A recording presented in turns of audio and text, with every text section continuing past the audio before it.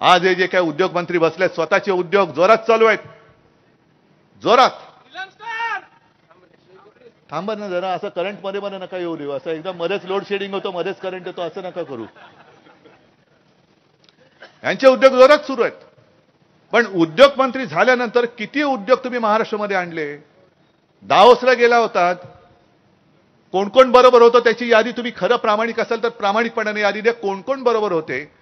अगदी खासगी दौरा होता तरी खासगी दौऱ्याची खास तुम्हाला का सुटली होती ते सुद्धा सांगा. आणि मग कोणाबरोबर तुम्ही व्यवहार केले? व्यवहार म्हणजे करार केले. तरी नशीब म्हणजे काही कंपन्या ह्या आपल्या इथल्याच होत्या, इथून तिकडे घेऊन गेले आणि तिकडे जाऊन करार केले.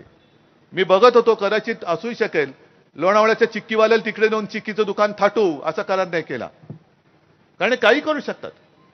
पण यापूर्वी जे करार आपल्या सरकारने केले होते, महाविकास आघाडीच्या सरकारने, आणि तेव्हा ज्या काही कंपन्या येत होत्या, वेदांत फॉक्सकॉन कुठे गेला?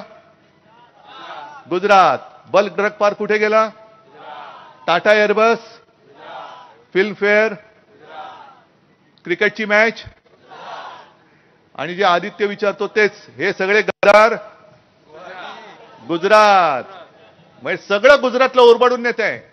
अरे गुजरातच्या चाकरी करणाऱ्या गद्दारांनो, तुम्हाला छत्रपती शिवाजी महाराजांचं नाव घेण्याचा अधिकार नाही. तुम्ही ज्यांची चाकरी करतायत, गुजरात बद्दल मला काही असूया नाही, गुजरात्यांबद्दल सुद्धा मला काही द्वेष नाही. पण कळत नकळत आपले माननीय पंतप्रधान गुजरात विरुद्ध देश अशी जी काही फूट पाडतायत, गुजरात आणि देशामध्ये एक भिंत उभी करतायत, ती फार घातक आहे.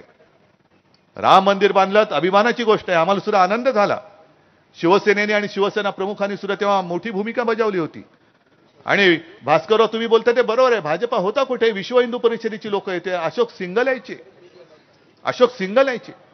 म्हणजे कुठेही लढा म्हटल्यानंतर जर तुम्ही